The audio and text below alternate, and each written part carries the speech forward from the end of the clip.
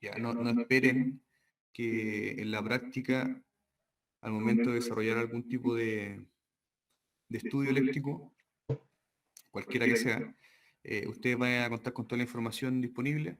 Eso no es así, solamente pasa en la universidad. Y en la práctica, lo que menos hay es información que uno quisiera tener. No sé si alguno estará trabajando en su memoria de título.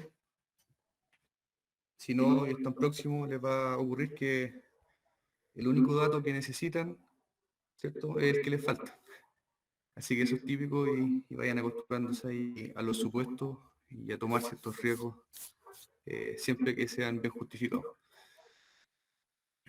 En la unidad 3, que guarda relación, ¿cierto?, con los cálculos elípticos, nosotros vamos acá a revisar los formatos. O sea, más que los formatos son el propósito que tiene cada uno de estas memorias de cálculo, que son las que se desarrollan más ampliamente en el desarrollo de proyectos de ingeniería, siendo los más importantes la memoria conductores, la iluminación, malla tierra. ¿Ya? El resto son estudios específicos que pueden o no que lo desarrollen. Sin embargo, los más amplios o aquellos estudios con los que principalmente les va a tocar lidiar son los que les mencioné recién. Nosotros el día de hoy vamos a revisar los 4 primeros, vamos a dejar lo que es memoria de cálculo malla tierra para otra oportunidad, y la formulación del proyecto final se la voy a entregar yo en un documento que no es más que una suerte de criterio y diseño, ¿cierto?, que ustedes tienen que aplicar para desarrollar ya el proyecto final. Para evitar un segundo trabajo o agregar más cantidad de trabajo a lo que ya hemos estado realizando, el proyecto final va a ser una extensión de lo que ya hicieron en cada uno de sus grupos, en donde vamos a considerar ya la memoria de cálculo, ¿cierto?, con el global, con el escenario global, y también la memoria de iluminación de ciertos puntos, y un diseño de subestación, ya que tendrían que ustedes determinar qué tipo de subestación vamos a estar instalando. Entiéndase subestación transformador. ¿Ya? O sea, uno cuando habla de subestación, ¿cierto?, se le viene a la cabeza no solamente los transformadores, sino que principalmente los equipos de maniobra, pero no va al caso. O sea, cuando uno habla de diseño de subestaciones se refiere a cómo yo voy a dimensionar mi transformador de media tensión o de baja tensión.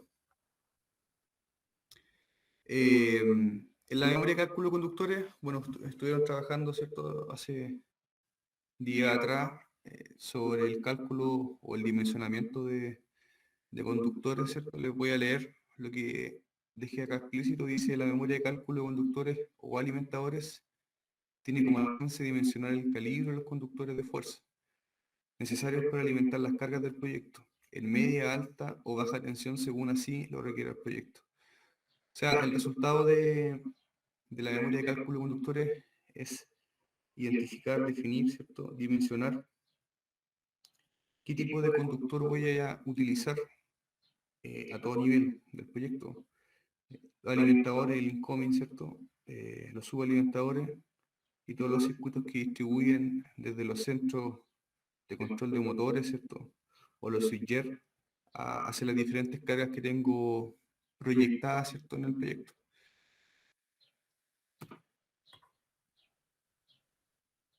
¿Cuáles son los criterios que yo tengo que aplicar?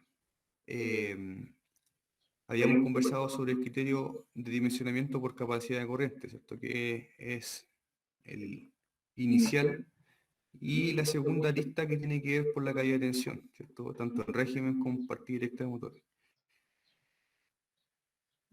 Ambos criterios deben cumplirse y para efectos prácticos siempre se elige el de mayor sección. O sea, siempre el de mayor sección va a cumplir con ambos criterios. Yo debo satisfacer estos dos criterios, no solamente el por capacidad de corriente, es importante también, ¿cierto?, hacer el estudio de qué tan robusta es la red que yo estoy proyectando. ¿Qué quiere decir eso? Mientras más robusta es la red, significa que perturbaciones, ¿cierto?, del sistema o el comportamiento de componentes que conforman el sistema no van a a influir en gran medida en el comportamiento de los otros tipos de cargas, ¿ya? Es por eso que es muy importante tener presente la caída de tensión en régimen y la de partida directa. No quiero yo, ¿cierto?, proyectar una red, ¿cierto?, un sistema en donde al momento de poner en partida ciertos motores, por ejemplo, los de mayor dimensión, tenga, por ejemplo, que yo evidenciar, ¿cierto?, una caída de voltaje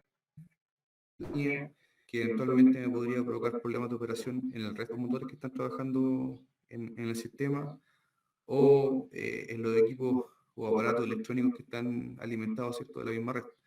Es por eso que es importante tener presente la caída de tensión y recuerden siempre que cuando uno habla de un sistema robusto, ¿cierto?, significa que las perturbaciones o los comportamientos de las cargas que están alimentadas del sistema no me determinan la operación del resto de las cargas, ¿ya? Es un término bastante utilizado y es importante que ustedes lo entiendan, ¿ya? ¿Qué tan robusto es un sistema eléctrico? El dimensionamiento, bueno, ya lo revisaron ampliamente. Me imagino que todo debe estar claro, ¿cierto?, cómo se aplica lo que nos dice, en este caso, el pliego normativo número 4. Entonces, para determinar la sección del conductor según capacidad de corriente, se utilizará como referencia lo indicado en el RIC número 4, ¿cierto?, según lo expuesto a continuación. Hay una fórmula en donde me habla sobre la corriente de la tabla 4.4, ¿cierto?, por tabla, los factores de corrección, ¿cierto?, que están presentados en la 4.6 y 4.7 respectivamente, aquí me equivoqué. Y yo le agregué un factor adicional que por lo general hay quienes le agregan un 20 o subalimentadores, ¿cierto?, en caso de una posible expansión, ¿cierto?, del sistema, ¿cierto?, una ampliación, ¿cierto?, de la planta o lo que sea, ¿cierto?, que sea parte de este proyecto, ¿cierto?, un cierto margen por una eventual ampliación, ¿ya?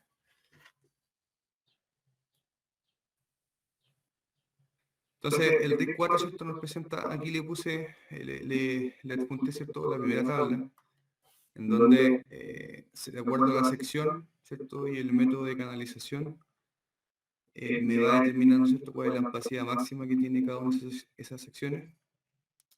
Y aquí donde yo debo aplicar los factores de corrección, que tienen que ver, ¿cierto?, por capacidad de transporte corriente, que está determinado la cantidad de conductores que tengo yo en la canalización, ¿cierto?, y un factor que se agrega a esta ecuación, ¿cierto?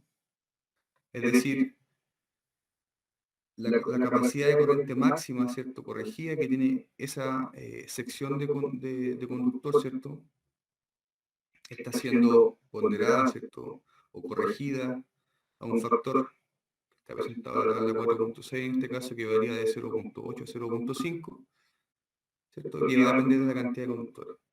Es decir, si yo tengo de 4 a 6, ¿cierto?, ya no estoy utilizando el nominal, sino que estoy utilizando un 80% de la sección del conductor, ¿ya? Y ahí es donde se va corrigiendo, ¿cierto?, la capacidad máxima de corriente que tiene esa sección en particular.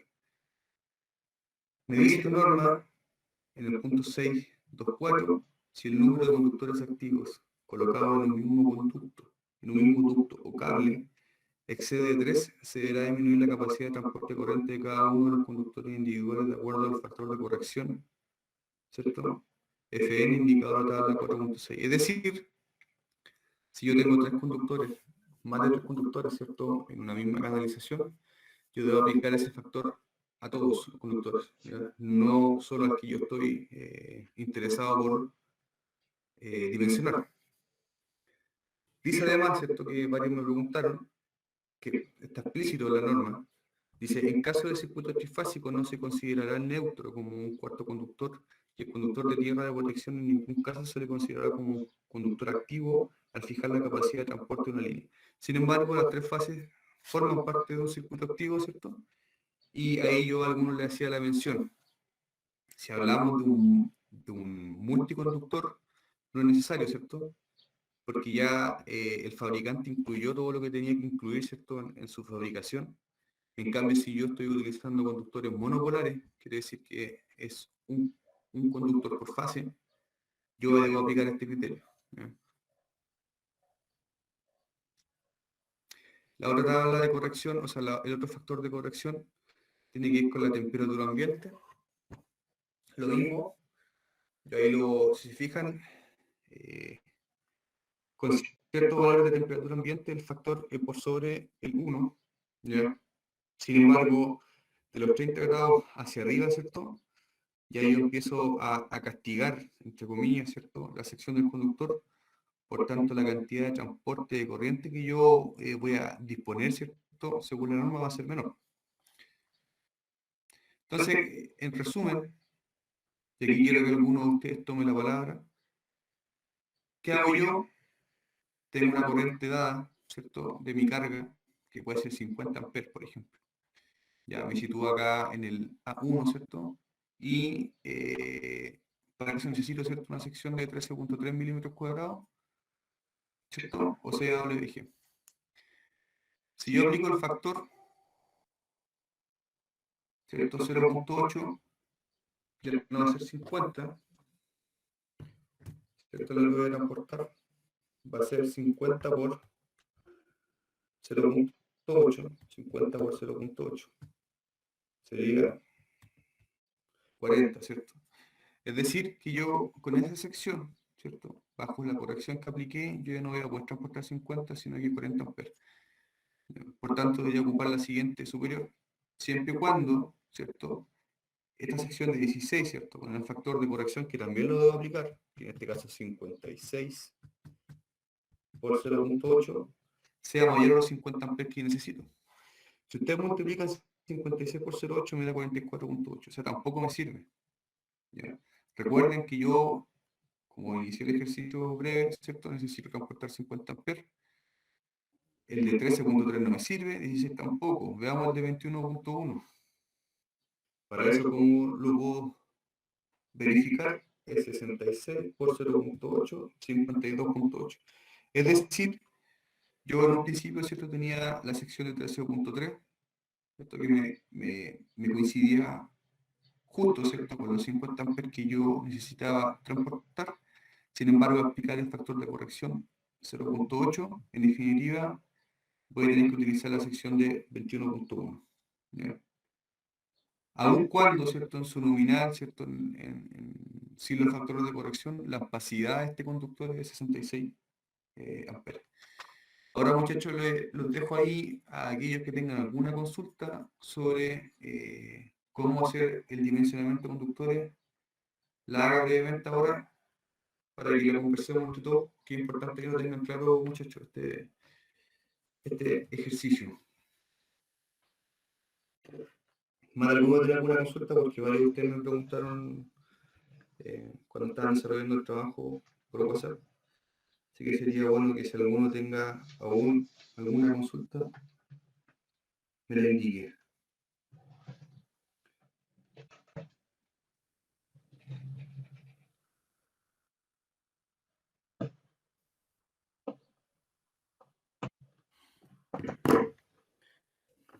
¿Nadie tiene consulta? Profe, yo tengo una consulta. Cuénteme. Es sobre el factor de corrección que no se aplica a los cables multipolares. ¿Eso lo decía la norma? ¿O es más bien algo, una experiencia, o sea, es una práctica que sostiene la experiencia?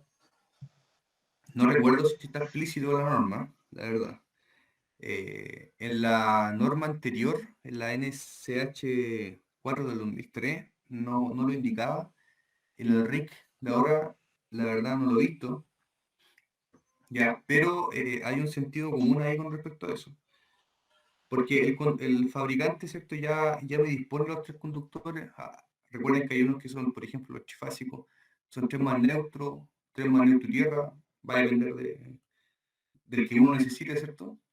Pero ahí ya están, ese cable, ¿cierto?, ya es un solo conductor, ¿ya? Porque es un conductor multipolar, y yo lo considero como un solo conductor. En cambio, los que son, como les dije, monopolares, ¿cierto?, son tres cables independientes entre ellos. ¿Ya? Y cuando yo incluso reviso, ¿cierto?, la sección de ocupación de una canalización, en el conductor multipolar me preocupo del conductor como un todo, y no cada una de las fases que estoy proyectando en la canalización.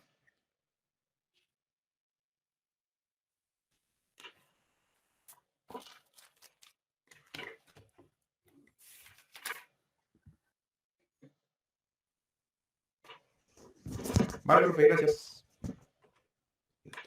Sí. ¿Alguien más que tenga alguna consulta de cómo ocupar? Me interesa que sepan bien cómo el proceso iterativo, entre comillas, ¿cierto? Inicial, ¿cierto? ¿Cuál es el valor inicial que yo obtengo y cómo voy haciendo la iteración, ¿cierto? Hasta poder determinar cuál es la sección que me satisface todos los criterios que mencionamos, que son dos. En realidad son tres, ¿cierto? Depende de la carga. Si un motor, ¿cierto?, con partida directa, debo yo garantizar que el conductor, ¿cierto?, tenga la capacidad adecuada, ¿cierto?, para el transporte de la corriente en régimen, que además el conductor, ¿cierto?, debe satisfacer que en régimen debo tener una regulación de tensión máxima de 3%, y hablando de motores con partida directa, ¿cierto?, a la partida de la caída de tensión, ¿cierto?, en la línea debe ser máximo 12,5 volts, o sea, 12,5%. Si todo está claro, con eso voy a continuar, a no ser que alguno tenga alguna duda. Profe, yo tengo una consulta. Cuéntame. ¿Puede regresar a la tabla, por favor? A la que estaba justo. O no, otra. Esta. Esa tabla. Ya. Lo que pasa es que ahí da, según la canalización, a una temperatura ambiente específica. ¿Qué pasa si no se tiene, o sea, si es otra la temperatura ambiente? Ya, mira, aquí ocupo esta lista acá. ¿Ya? Acá yo, de acuerdo a la temperatura ambiente que tenga, le voy dando ciertas correcciones, ¿cierto?, al conductor, que me lo determina la tabla. Ahora, Ah, muy bien. ahora hay casos particulares, muchachos. Aquí nosotros estamos hablando del general, ¿cierto?, del promedio. Pero más de alguno, quizás se va a acordar de mí, cuando le toque hacer cierto estudio y no tenga la información suficiente en la norma chilena para poder determinar, ¿cierto?, con un criterio técnico, que este u otro conductor es el adecuado para la carga que yo estoy proyectando. Les pregunto a ustedes, ¿cierto?, si nosotros nos enfrentamos en ese caso, ¿qué es lo que debería hacer uno? ¿O cómo puedo yo orientar, ¿cierto?, en base a qué me puedo guiar para poder hacer una buena ingeniería?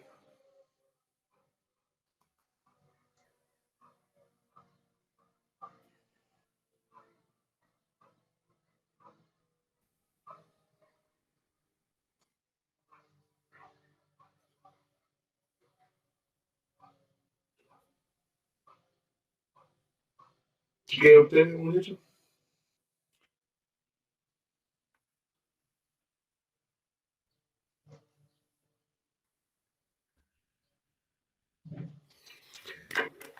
Cuando la norma chilena no me indica nada respecto de lo que yo necesito, ustedes tienen que consultar la normativa internacional.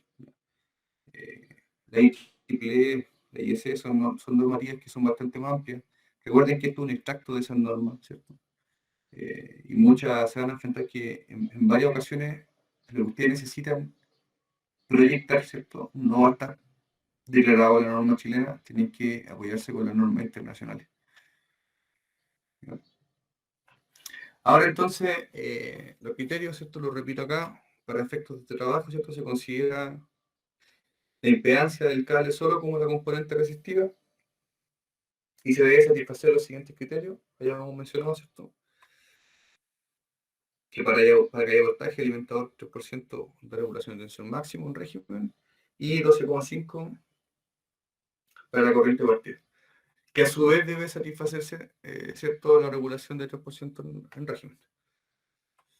Ya, para el cálculo de regulación de tensión, ¿cierto?, se aplica la siguiente fórmula y se debe contar con las características de impedancia del cable, impedancia entre comillas, ¿cierto? Ya habíamos hablado de solamente la componente resistiva del cable. Un cálculo sencillo, ¿cierto?, de regulación de tensión, donde S sub n, ¿cierto?, la tensión nominal de la carga, RL, ¿cierto?, resistencia de línea, se debe contar con el largo y la característica ohm por kilómetro del cable, y la corriente nominal de la carga. Necesito que cuando ustedes hagan la memoria de conductores, después vamos a ver un formato, como terminemos hoy día esta diapositiva. La idea es que me presenten una tabla como esta, ¿cierto? En donde yo pongo el tag. El tag es la identificación de cada uno de los componentes. ¿Ya? Que, por tanto, desde el componente inicial, por decirlo así, o desde dónde parte la energía, ¿cierto? Hasta el centro de consumo. Puede decir desde hasta los datos de la carga, la característica del cable, los resultados estacionarios, resultado de partida de motor. Sé que corresponde. Cuando se trata de un alimentador o subalimentador, ¿cierto? Esta sección no corresponde, solamente yo reviso el estado estacionario. La partida del motor, claramente, solamente cuando tengo motores, ¿cierto? Con partida directa.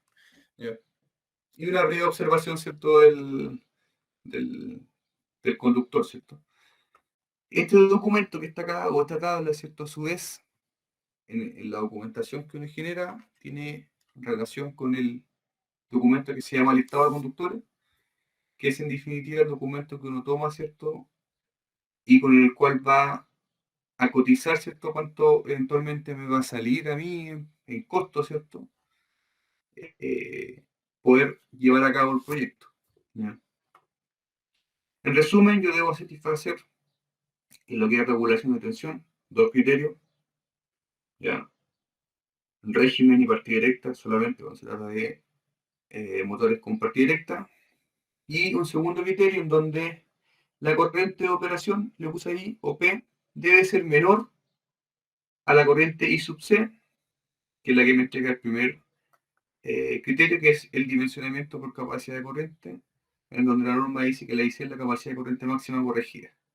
Es decir, la corriente de la tabla 4.4, aplicada a los factores de corrección según capacidad, o sea, según cantidad de conductores y según temperatura ambiente de operación. ¿Ya? Sí, profe. ¿Sí? ¿Alguna consulta? No, el Miguel estaba esperando en la sala de espera. ¿Puede ver si está, por favor?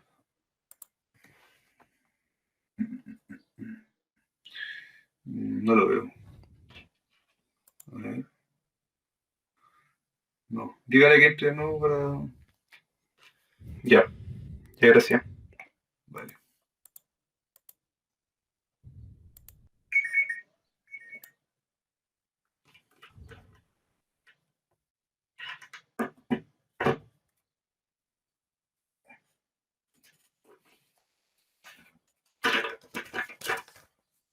Profe, ¿qué información va en el tag? El TAC es una sigla que identifica el componente. Lo voy a llamar componente porque puede ser un cable, puede ser un transformador, puede ser una válvula, cualquier cosa, ¿cierto? Y por lo general tiene asociado un número de área, una nomenclatura que tiene relación con el proceso, ¿ya? Y un número correlativo. Entonces no es más que una identificación. Cuando revisemos los documentos, les voy a presentar una memoria de cálculo eh, que tengo ahí como información. Ustedes van a ver la sigla que le asignan a cada uno de los componentes, ¿cierto? Y ese es el TAC. Como les digo, tiene relación con el proceso productivo, ¿cierto? Se le asignan ciertos números de áreas donde lo van separando, ¿cierto? Todo el proyecto lo separan por áreas y con siglas que tienen que ver con el proceso productivo y luego la nomenclatura de cada componente. Y un número correlativo. Es como va a tener un orden. Pero la identificación de cada componente eléctrico que ustedes ven en alguna planta o un sistema eléctrico, o las plantas por lo general tienen nombre TAC.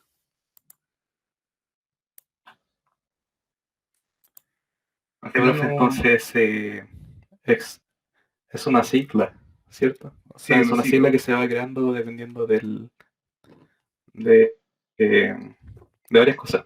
Claro, sí, como bien dices tú, de varias cosas. Como te dije, hay sectores donde le definen un número de área más, ¿cierto? en la parte del proceso productivo, más si se trata de un motor y transformadores, si tienen una sigla, y con eso en conjunto más el correlativo conforman el TAC. Miguel, ¿no entró al final? No, dijo que tiene malo el internet. Ya, Se cayó, se había caído. continúo entonces. Ya, gracias, profe. Vale. Estamos aquí, ¿cierto? En lo que es la memoria conductora.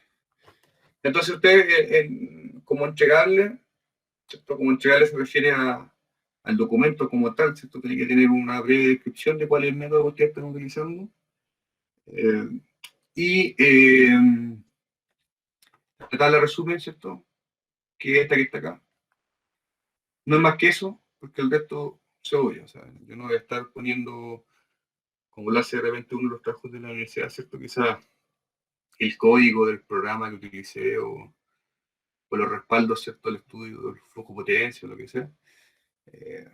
Son bastante ejecutivos los documentos. Lo importante sí es que tenga la base técnica en la cual yo me basé para poder hacer el desarrollo y el resumen, que interesa a uno.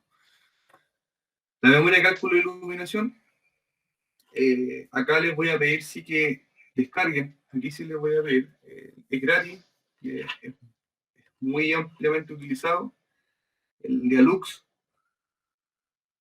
Evo, ustedes lo buscan ahí en Google y les va a aparecer la página, es gratis. Y la ventaja que tiene es que yo puedo descargar bibliotecas de diferentes proveedores y las puedo utilizar en la simulación.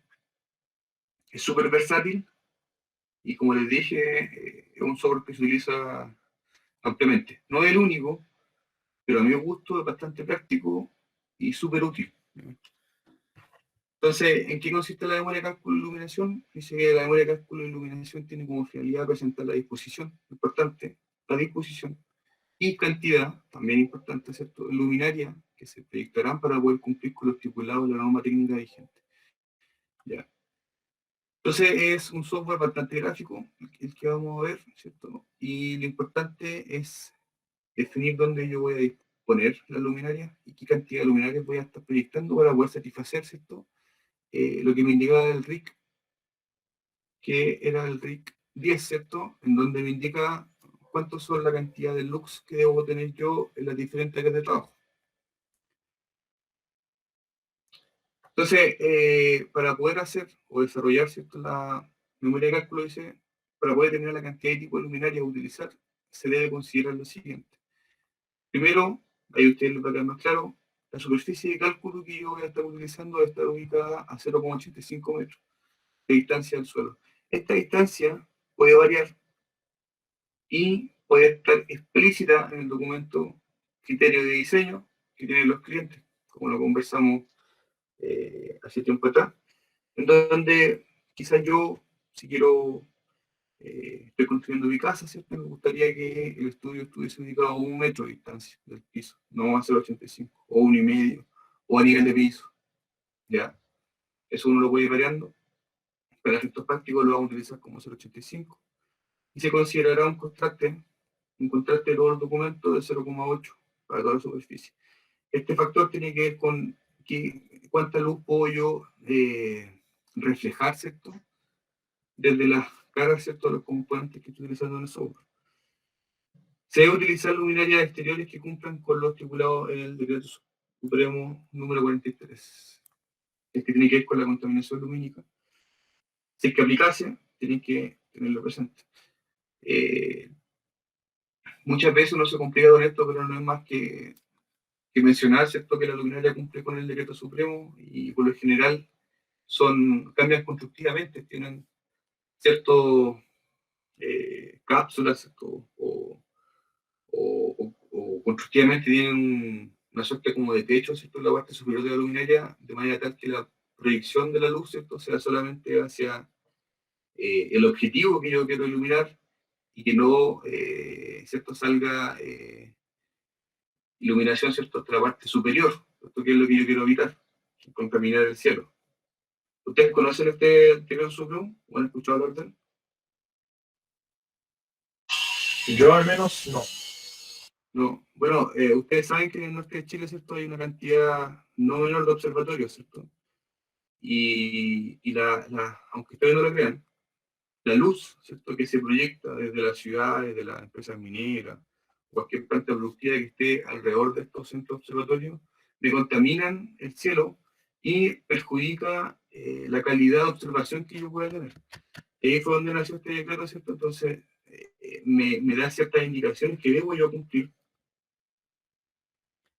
Por lo general, como les dije, son los fabricantes los que se dedican a hacer ese tipo de modificaciones y no es más que una pantalla de manera tal que la luz esté confinada hacia el sector que yo deseo iluminar y no hacia la parte superior, o sea, no hacia el cielo. En el RIC 10 hay tablas, ¿cierto? Donde, de acuerdo a la zona productiva o el tipo de área, me indica cierta actividad, ¿cierto? Y los lux máximos. No consideren los otros factores, que no es de mi interés por ahora. Yo solamente quiero que ustedes, cuando hagan el estudio, se preocupen de los lux máximos. ¿Ya? Y ustedes van a estar a cargo de definir si el área que yo les voy a estar dando para que usted me proyecte la luminaria tiene que ver con un área de circulación o pasillo, son ascensores, o son áreas de trabajo. Eso lo tienen que definir ustedes, ¿ya? Porque es parte del trabajo. Y no es más que elegir un área, o sea, decir, oye, ¿sabes qué? Es un escritorio el que yo voy a estar, en donde yo deseo proyectar luminarias, ¿cierto? Por tanto, la cantidad de lux no son 100, son 300, 500. Por lo general, las zonas de trabajo son por sobre los 300 y las de tránsito bajo los 200. ¿Ya? Pero ustedes tienen que definir y poner en la memoria de cálculo, indicar qué tipo de área y en base a qué pliego técnico lo están utilizando. ¿En qué consiste la reportabilidad o qué es lo que yo debo entregar? Se debe considerar, lo debe constar en informe, al menos la siguiente información. La distribución de luminarias en área de estudio. Se puede indicar cantidad de luminarias, es decir, dónde va a estar espaciadamente ubicadas ciertas luminarias dentro del área donde yo voy a estar trabajando. Las imágenes del modelo en Dialux y una hoja de datos de especificación técnica de la luminaria utilizada.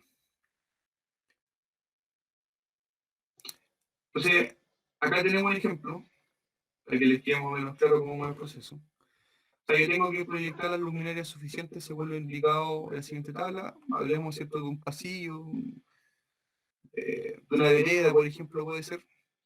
Entonces, me está diciendo que un área pasillo, los lux máximos son 100. Esta relación es importante, entonces se la puede exigir. La relación entre el mínimo y el máximo sea 0,2, ¿cierto? ¿Qué significa esto? Que es la distribución de los lux que se están proyectando en toda el área de estudio es más bien homogénea, ¿ya? Y no tiene puntos ciegos o puntos oscuros, ¿cierto? Y otros puntos con mayor iluminación. Aun cuando el promedio me puede dar 100, ¿cierto? Puede que tenga sectores más oscuros que otros, que es lo que no estoy buscando yo. La idea es que sea bastante homogéneo. Y el área, en la altura de área del cálculo, 1 metro, 0,85, eso lo voy a dejar presentado yo en el criterio de diseño cuando le envíe el trabajo final. Entonces, acá tengo un plano, ya un dibujo, ¿cierto? Un esquema en donde yo tengo un pasillo que es de 2 metros de ancho, la luminaria proyectada está a 3 metros, ¿ya? Y tengo 8 metros de largo, un pasillo que mide 8 metros. Ahora, la pregunta mía es, ¿será necesario simular los 8 metros o puedo simular 4 y utilizar la geometría, ¿cierto? Para ampliarlo. O sea, aquí voy. Si este pasillo no tiene 8 metros, tiene 30, no voy a buscar los 30 metros. Si es todo simétrico, ¿cierto? Puedo ahorrar un tiempo, cálculo, ¿cierto?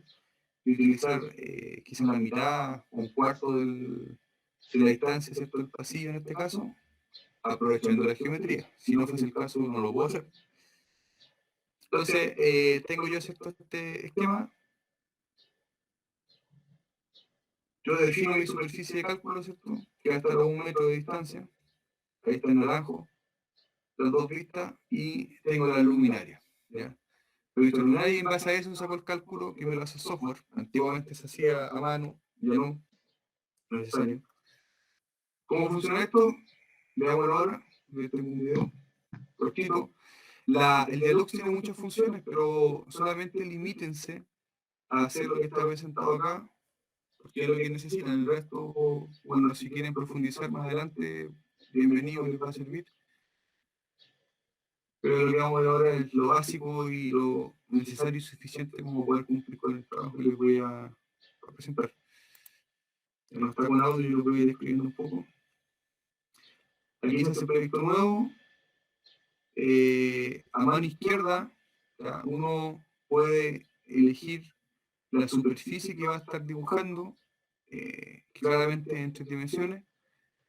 Yo lo hago con lo más fácil, que me voy al segundo, ¿cierto? Y dibujo un elemento de suelo, que también lo utilizo para hacer paredes, techo, lo que sea, porque para mí es más sencillo. Hay muchas formas de hacerlo, ¿ya? Pero yo me voy por lo más práctico. Entonces, ahí uno dibuja una superficie.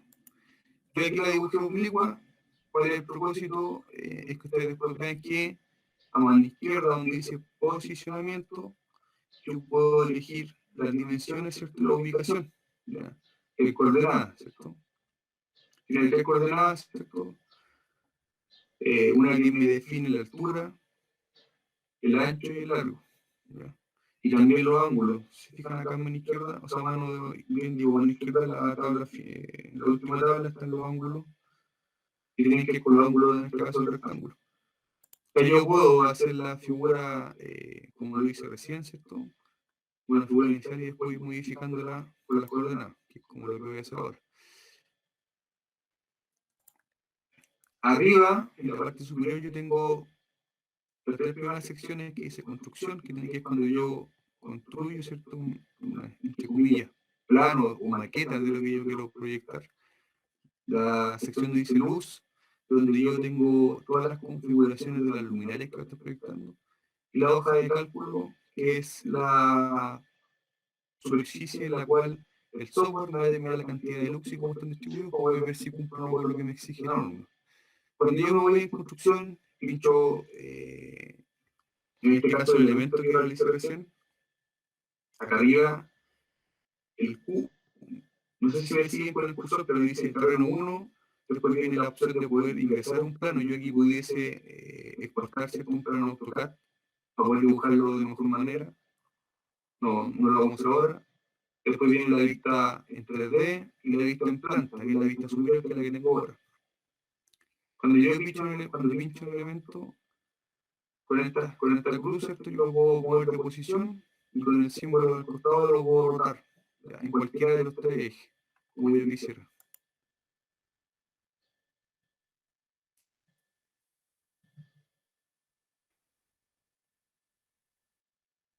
Ahí tengo la superficie, que la dejé posicionada a 0.01, es el grosor de esta superficie. Es un pasillo de 2 metros, ¿cierto?, de 8 por largo.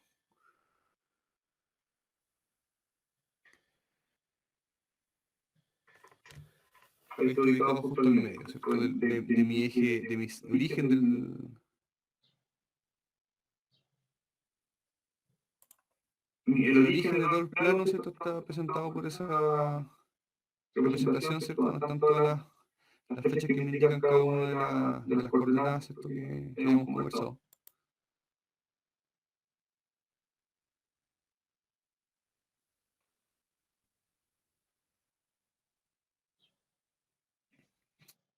Acá hay un que lo voy a tomar yo como base, ya que está al nivel del piso. Si se fijan, dice que la posición es 0, con altura 0, o sea, está al nivel de piso, digamos, al fondo.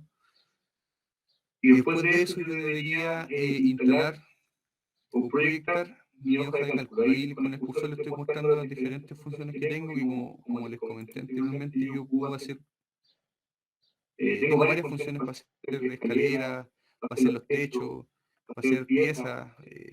Yo no lo hago así, yo lo fabrico independiente cada una de ellas, pero como les comenté, cada uno tiene su método, son todos válidos. Lo importante es que el contraste que uno utilice En este caso un piso, pero cuando yo haga muralla o techo, ¿cierto? El contraste debe ser 0,8. Ya, y sí, eso sí varía en el cálculo porque tiene que ver con cuánta luz se puede reflejar o cuánta luz absorbe el material. Ya.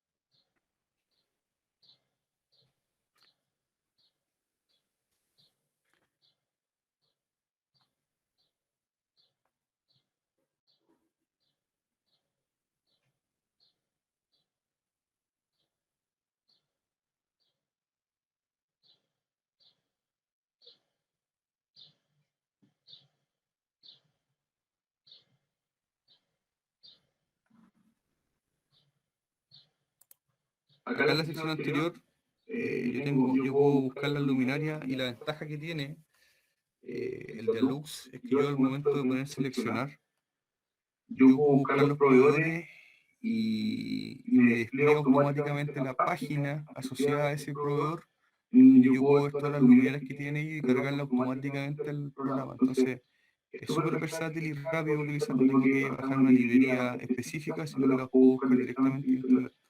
Que es una ventaja cuando uno no tiene mucho tiempo, ¿cierto? Objeto de cálculo, ahí es donde yo puedo fabricar o construir el área, como les comenté, donde se va a hacer la simulación y se va a determinar si se cumple o no con la cantidad de lux necesario, suficiente.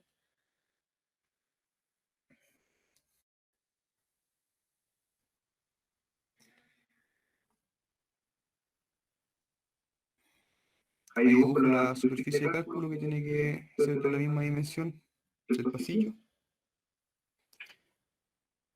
Yo para poder yo hacer modificaciones en la superficie de cálculo, tengo que estar en la sección que dice objeto de cálculo y luego posicionamiento. Si yo estoy en la que me dice construcción, nunca voy a poder pinchar en la superficie de cálculo. Entonces es importante que, de acuerdo a lo que ustedes quieran modificar, estén trabajando en la pestaña de construcción, luz o objetos de cálculo. En este caso, ¿cierto? Estamos haciendo una modificación en el objeto de cálculo y en este momento yo lo voy a poner acá, lo voy a subir, ¿cierto?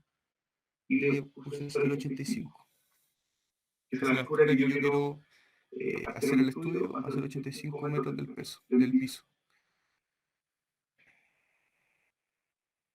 Pincho la luminaria, la arrastro y ya la despliego en la pantalla. Y ahí tengo mi luminaria, ¿cierto? Bueno, tiene también su eje coordenado.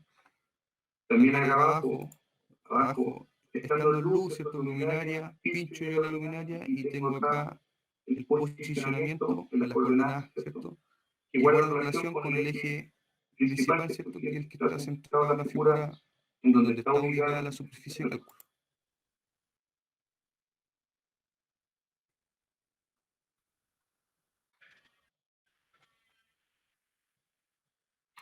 Bueno, aquí no se ve en el video.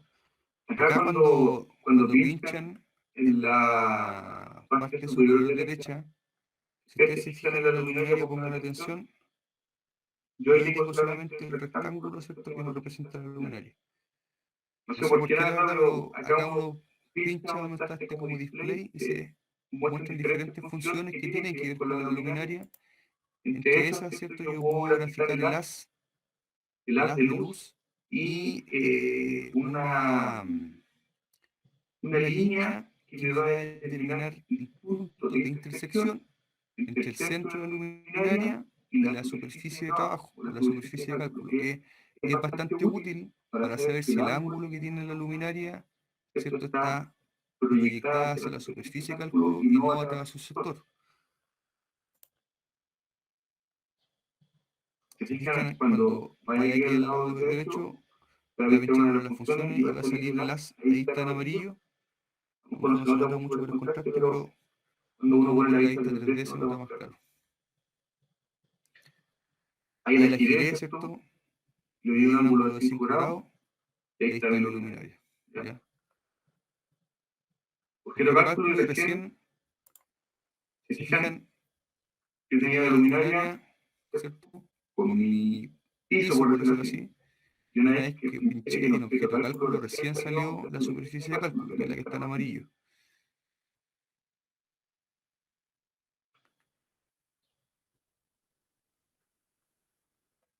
Con la vista en planta es mucho más fácil poder ubicar espacialmente las luminarias, ¿cierto? Y todos los objetos que esté proyectando. Sirven los mismos comandos, control C, control V, ¿cierto? Para pegar, en este caso, por ejemplo, copiar y pegar las luminarias, ¿cierto? Y sea más rápido. Ahí la ubiqué de manera geométrica, para que sea simétrico, ¿cierto? Porque en este caso, el que hace un estudio es así, ¿cierto? Me sirve orientarme con la geometría, ¿cierto? De la superficie de cálculo y poder ubicar de forma equidistante, ¿cierto? Las luminarias para que sea eventualmente más homogénea la distribución. O sea, si yo concentro la luminaria en un sector y no en otro, posiblemente cumpliré con el promedio, pero la distribución de luz en toda la superficie de cálculo no va a ser la misma.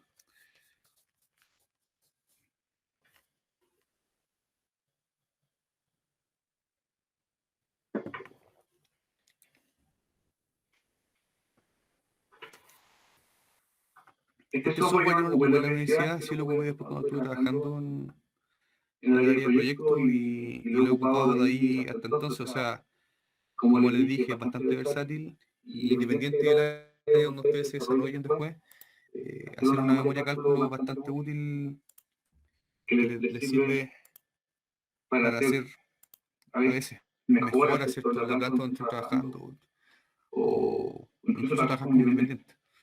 Ahí está lo que les decía recién. Tengo yo la luminaria, ¿cierto? El gas y la línea, ¿cierto? Que me va indicando, bueno, claramente va a cambiar, la proyección es perpendicular desde la luminaria, ¿cierto? Hacia la superficie de cálculo. Y es para saber si efectivamente estoy apuntando yo a la superficie de cálculo o no.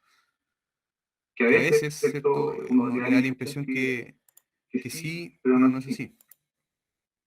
Acá, arriba, hay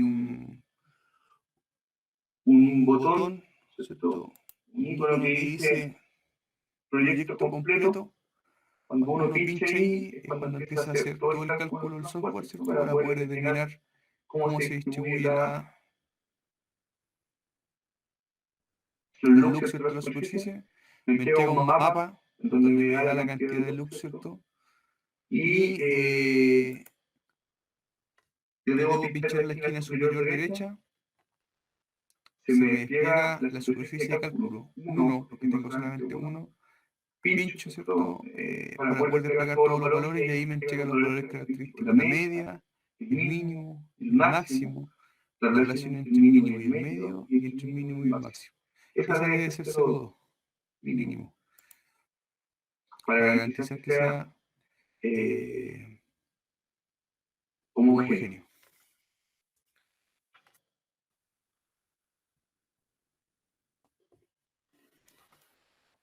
Acá en documentación uno pincha, ¿cierto? En el primer icono se me va a desplegar toda la cantidad de información disponible que me entrega el software. ¿Ya? Yo la voy a editar y selecciono que se vea todo. Y después yo puedo imprimir, ¿cierto? Si quiera cada una de las páginas, pero va a depender de donde yo estoy posicionado. O sea, si estoy en la portada, me va a imprimir la portada; si estoy en el contenido, el contenido; si estoy en el proyecto, me debería imprimir todo el proyecto. Y ahí yo puedo sacar la información que debo adjuntar en la memoria de cálculo, porque en ingeniería son los resultados de la simulación, los máximos, los mínimos, la relación entre el mínimo y el máximo, y la ficha técnica o la especificación técnica de la luminaria, que también me la entrega el programa, que es una ventaja. Y bueno, ahí yo puedo modificar el tamaño del papel, ¿cierto? Hay varias cosas que se pueden hacer. Lo guardo en PDF y selecciono la dirección, no sale acá presentado en el video, y lo guardo en PDF como cualquier documento. Me interesa si vea último.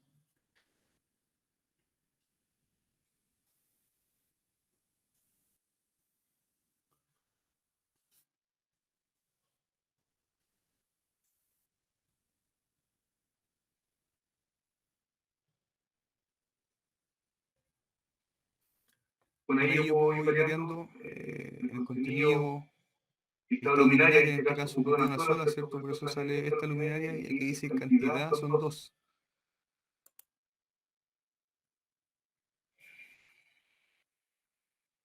Esta no tengo ninguna predefinida.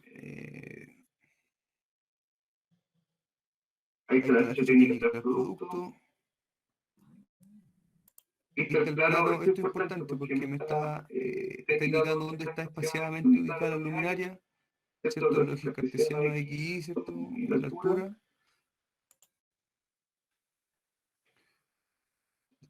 La lista de luminaria, si eventualmente tuviese más de una, pero como les dije, tengo un solo tipo acá, no tengo ninguna lista predefinida, la superficie de cálculo, ¿cierto? Acá está la superficie de cálculo.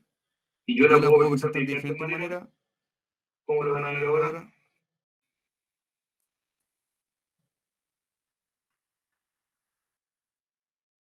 Ya aquí tengo, ¿cierto?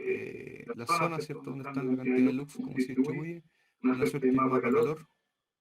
También tengo otro esquema donde divide punto a punto, ¿cierto? La cantidad de lux que tengo, que sería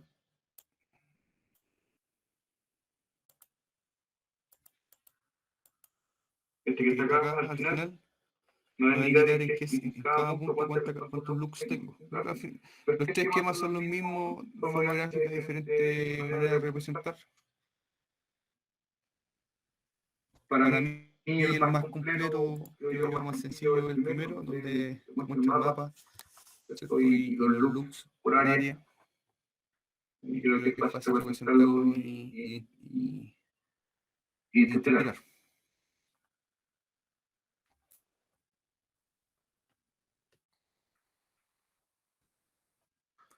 Bueno, ahí la idea era que vieran el Dialux. Es súper fácil trabajar con él, es bastante amigable. Es importante que lo descarguen ahora y empiecen a revisarlo. Yo este fin de semana voy a pasar el enunciado del proyecto final para que vayan trabajando en él y también, bueno, si tienen alguna consulta me la hacen, ¿no? Durante lo que queda de semestre.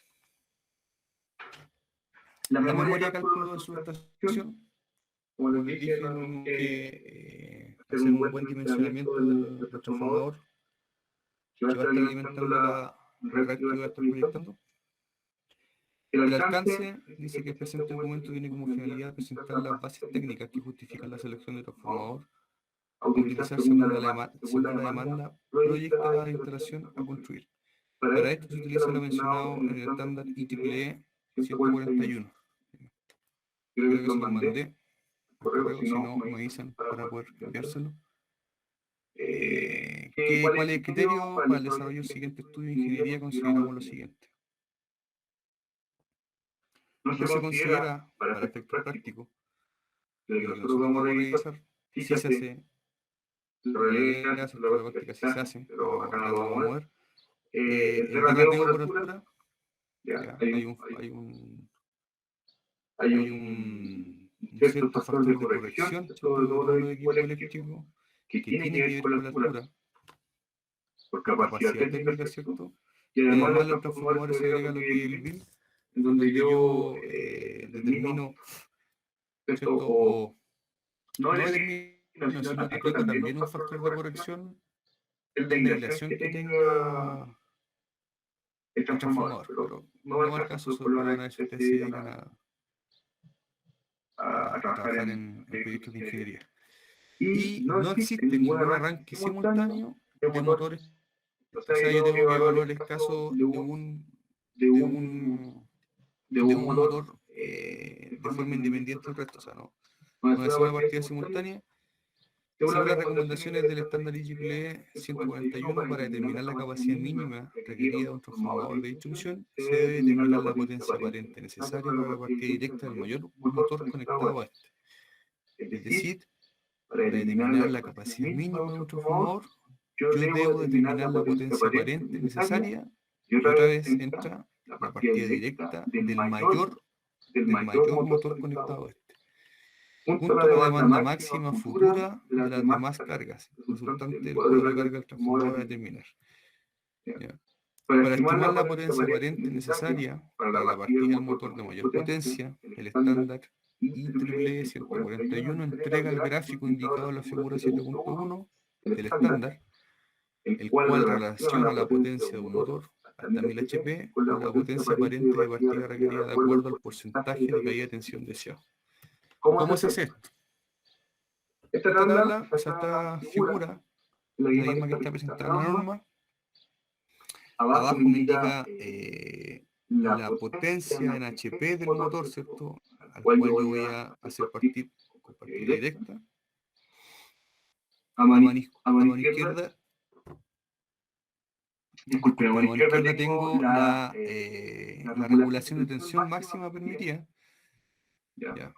Entonces, como es un método gráfico, veamos un ejemplo. Yo tengo esto dentro de todas las cargas, ¿cierto? Tengo un motor con partida directa que es de 100 HP y el resto de las cargas que está conectada al mismo transformador, independiente si son motores, cargas lineales, lo que sea, tiene una potencia aparente de 280 kVA. ¿Ya? O sea, yo del total de las cargas tomo el motor, el mayor motor que tengo a partida directa y sumo, ¿cierto? El resto de las potencias y lo considero aparte. Entonces, me dedico solamente, en este caso, a determinar cuál es la potencia aparente necesaria para la partida del motor, en partida directa, ¿cierto? Y yo quiero una regulación máxima, ¿cierto? De 12,5. Esa la busco yo. Yo pudiese elegir otra. En este caso 12,5. Tengo la línea acá, ¿cierto? En rojo, que ya el tiro me está discriminando, ¿cierto? Ciertos transformadores de otro. Ubico un motor de 100 HP. Lo tengo acá. Y por tanto, el siguiente, ¿cierto? Porque ya el de 200 no me sirve, no tengo uno intermedio, por tanto tengo que elegir el de 300. El de 300, ¿cierto? Me garantiza que yo a la partida directa de un motor de 100 HP no voy a tener una regulación de tensión, no voy a tener una regulación de tensión superior a 12,5%. ¿Ya? Entonces, ¿cómo selecciono el transformador? Para el transformador, ¿cierto? Con partida directa del motor necesito 300 kVA. La potencia total conectada es de 280. La suma aritmética me da 580. Agrego un 20%, ¿cierto? De seguridad. La arrojaría 696. Y el siguiente mayor es 700. Dice que la potencia total conectada no considera la carga del motor con partida directa que se está evaluando. Yo en este caso le puse 750, ¿ya? Pero, ¿cierto?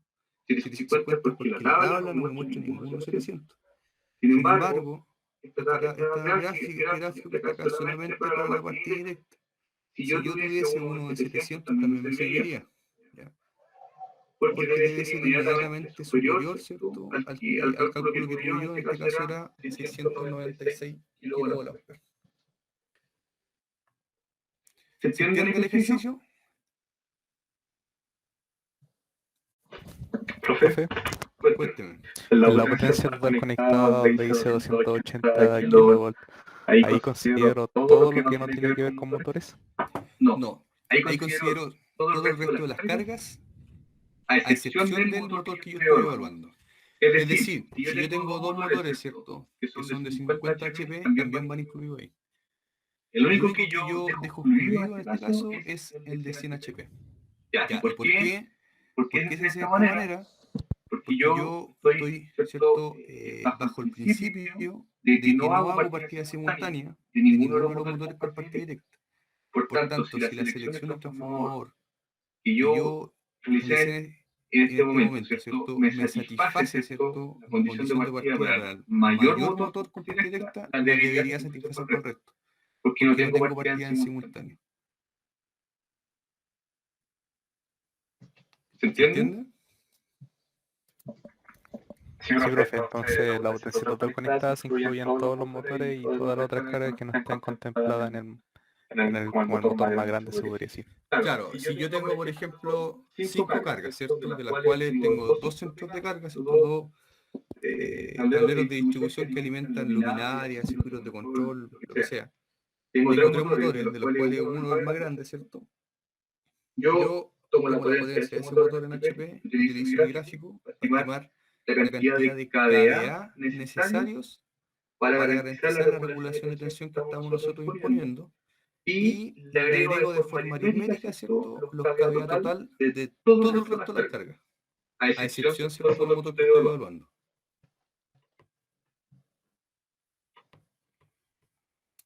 ¿Se entiende? Sí, profe, gracias. Ya este es el método más sencillo. Claramente, cuando nosotros tenemos sistemas más complejos, ¿cierto? Ahí se utilizan software, ¿cierto? Como el ETAP o el Exailen. Esto es algo sencillo, práctico y súper útil, pero tiene cierto margen, ¿cierto? Cuénteme. El 300 lo sacó de la intercepción, ¿verdad? Claro, porque si te fijas acá en la línea, ¿cierto?, que está horizontal y la vertical, en la que me habla de los 100 HP, ¿cierto?, y los 12,5% de regulación de tensión, la intersección está por sobre los de 200. Por tanto, este ya no me sirve. ¿Ya? Si te fijas, a los 200 yo voy a tener una regulación. ¿Se ve el cursor o no? ¿Se ve el cursor de... ¿Sí? Yo con los 100 HP voy a estar acá, ¿cierto? Por la intersección de los 200 kVA. Voy a estar acá. Ese nivel de regulación es superior al 12,5 que yo deseo. Por tanto, debo elegir el que está inmediatamente arriba. Sería el de 300. El de 300 yo voy a tener una regulación de tensión que sería cerca del 10%. Bien. Porque si lo importante es que no sea superior. Ahora, si acá hubiese un transformador de 250, a lo mejor también me serviría, pero no está la tabla. Solamente 300. Ya, profe, gracias, se entiende todo.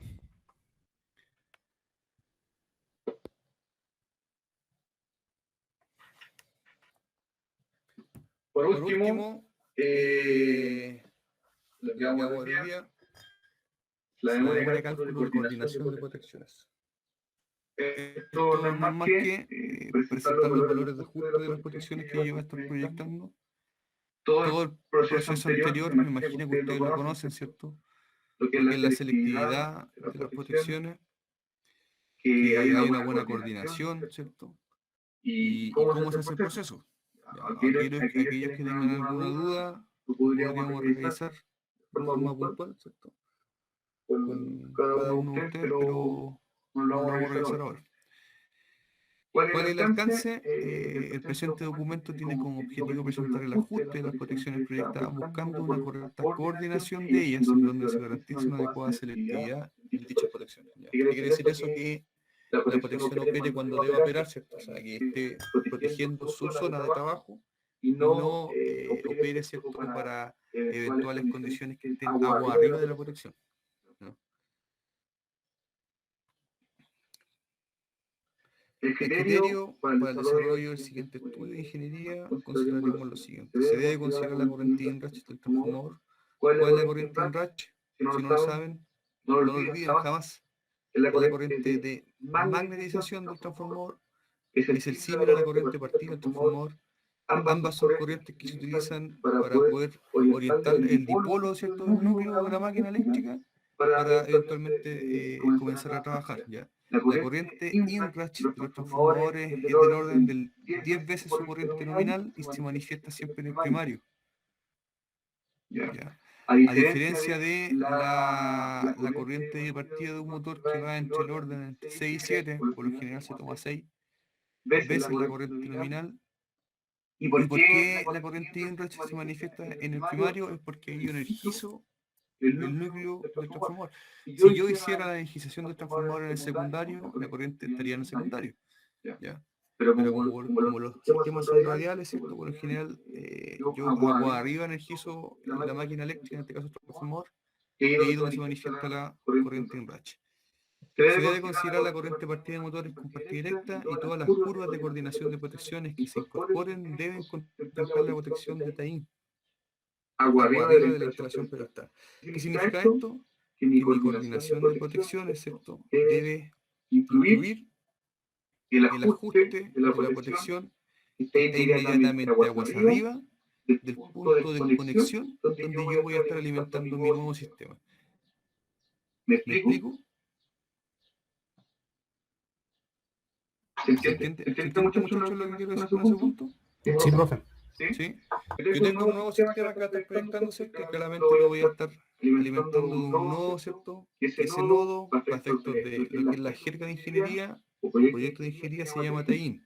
Ya, y aplica para cualquier tipo de sistema, hidráulico, neumático, eléctrico, químico, lo que sea. TAIN es el punto donde yo estoy a estar haciendo una conexión entre lo existente con lo proyectado. En ese punto, TAIN, ¿cierto? Agua arriba hay una protección, ¿cierto? Y esa coordinación de esa protección se debe contemplar al momento de yo hacer mi estudio de coordinación de protecciones del resto de la red que estoy proyectando. ¿Ya? Porque no vaya a ser, ¿cierto?, de que si eventualmente ocurre una falla en mi sistema, opere la protección del TAIN, ¿cierto?, y no las que están agua abajo. Eso no debe ocurrir. Un ejemplo, solamente para recordar, ¿cierto? Tengo yo un sistema, un 52, ¿cierto? Un interruptor, ¿cierto?, que está con un relé, la protección 1, protección 2, circuit breaker, ¿cierto?, caja moldeada, que está protegiendo el motor de inducción MIJA 1. ¿Ya? La corriente partida 6 veces, en el caso del motor de inducción, y en el caso del transformador 10 veces. ¿Ya? Tengo un transformador de 300 kVA de un transformador reductor, ¿cierto?, de 13.800 a 380. La corriente nominal en el primario 3 amperes y en el secundario 456 amperes. Motor de 65 HP, 56 kW, fuente de potencia 0,7 y 380 volts. Voy a permitir una sobrecarga del sistema. Este valor es típico, entre 15 y 25%, un valor de sobrecarga aceptado. Lo antecedente, el enrach 10 veces la corriente nominal, ¿cierto?, en el primario, en esta configuración, ¿cierto?, que estoy energizando agua arriba del transformador. La corriente partida del motor 6 veces la corriente nominal. La protección del motor, tengo la corriente nominal es 122 amperes. La corriente partida multiplico los 122 por 6. Y la corriente pickup es el 122 por el 125. En el caso del transformador, 456 amperes en el secundario. La enrach, ¿cierto? Esta corriente no es que esté en el secundario, sino que estoy en el nivel de tensión del secundario. Recuerden, cuando yo hago coordinación de protecciones y tengo contemplado un transformador que tiene dos voltajes base, ¿cierto?, y un motor, tengo que elegir yo un voltaje al cual voy a hacer la coordinación y trabajar todos los valores de acuerdo a esa base. En este caso el secundario son 4.560 amperes, el pickup 570. Estos gráficos lo hice yo en MATLAB. Para efectos de ustedes, ¿cierto?, ocuparán el GAP, MATLAB, el Excel, lo que ustedes quieran. A mí me es indiferente. Solamente quiero yo que ustedes sepan bien cómo se hace la gráfica. Es más, esta curva la dibujé yo en el MATLAB. No es en realidad las curvas de las protecciones son todas las mismas. Y en este caso, como les dije, yo la dibujé porque no tengo el ETAP instalado. Tengo la corriente nominal del motor en verde, la corriente del pickup y la corriente partida. Todo lo que está en azul es el rango de operación, ¿cierto?, que va a tener yo, y busco mi curva característica, que va a ser la de la protección del motor. Para el caso del transformador, la corriente nominal, pickup y un enrach. ¿Cierto? Mi curva de operación, tengo mi corriente, mi curva del transformador, y la idea es que ustedes, ¿cierto?, no se traslapen. Para poder asegurar que tenga una buena selectividad la protección.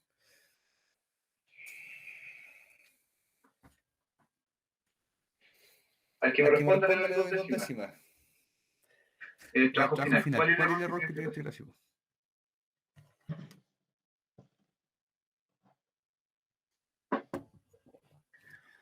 Y con esto vamos a terminar porque no tengo más slide de la presentación. Pero ¿quién El gráfico rojo está sobre la corriente de Inrich.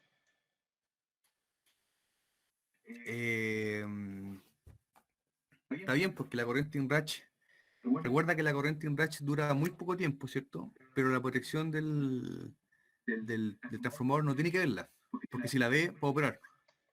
Por eso está abajo.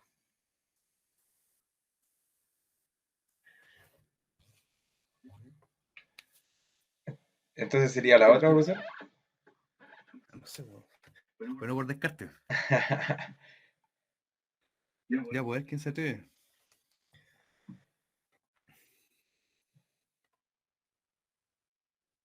Que puede dar una pista, tiene que ir con selectividad. En un momento se toman las protecciones. Ya, el punto de abajo es indiferente. ¿Ya? Siempre va a pasar esto, de que las dos se traslapen. Lo importante es que las curvas que tengo yo dibujadas, ¿cierto? Dibujadas, entre comillas. Lo importante es que esas curvas no se traslapen. ¿Ya? Pero el punto digamos, de la operación instantánea, eso es indiferente. Ustedes siempre preocúpense de ese tiempo hacia arriba, no hacia abajo. Tampoco eso.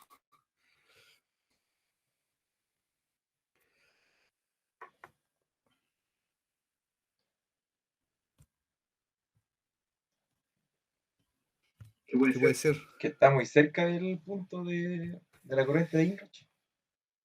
Ya, hay otro tema ahí. Para efectos prácticos, hay un valor, ¿cierto? Que va a estar acá. Hay un valor de tiempo en donde en donde las curvas deben estar distanciadas, pero no eso, no es lo que tú me estás indicando, pero así hay un valor en donde yo cuando hago una selectividad de protecciones y las voy ubicando una sobre otra, hay un valor mínimo que tienen que estar separadas entre ellas de tiempo. Y les pregunto yo a ustedes ahora, ¿por qué se considera ese valor de tiempo? Porque la señal de protección tarda un poco en llegar al relé. Ya, pero hay otro factor más importante que ese. Pero es cierto, o sea, el tiempo, dentro de la componente del tiempo tiene que ver con lo que me indicas tú, ¿cierto? El delay que tiene la señal, pero hay otro retardo ahí, dentro de todo el sistema, que es fundamental para lo que le estoy indicando yo a ustedes. Es porque si no opera una protección tiene que operar la otra. No, no es eso.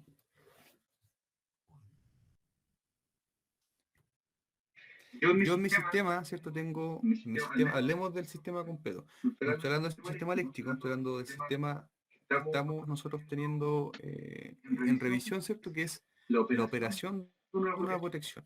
¿Ya? Yo tengo señales eléctricas, ¿cierto? Que son de control, en donde yo voy contrastando, ¿cierto? Mis variables reales, hago ciertos cálculos con el relé, o espero la operación, ¿cierto? De los bimetales cuando hablo de protecciones, las voy a llamar análogas, ¿ya? Que son las convencionales, pero concentrémonos en el relé. Tengo mis sensores, ¿cierto? De voltaje y corriente, para lo que sea, para protección bidireccional, protección de falla a tierra, protección de sobrecorriente, pérdida de sincronismo. Yo tengo el input, el procesador, ¿cierto? Hace sus cálculos, se da la condición y le dice al interruptor opere, ¿cierto?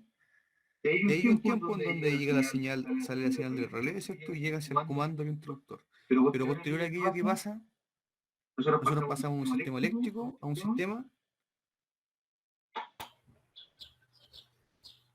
Mecánico. mecánico.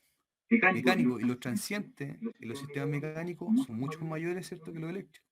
Por tanto, se da por buena recomendación, ¿cierto?, de que exista cierta distancia mínima en tiempo, me refiero, entre una curva y otra, ¿cierto?, para poder garantizar que si eventualmente se sale de la curva de operación, ¿cierto?, de la primera protección, se dé el tiempo para que el instructor opere, ¿ya? Y no vaya a ser, ¿cierto?, de que el interruptor no opere, ¿cierto?, y ya empiece a entrar la otra curva, ¿cierto?, y opere la que está agua arriba o opere las dos en simultáneo.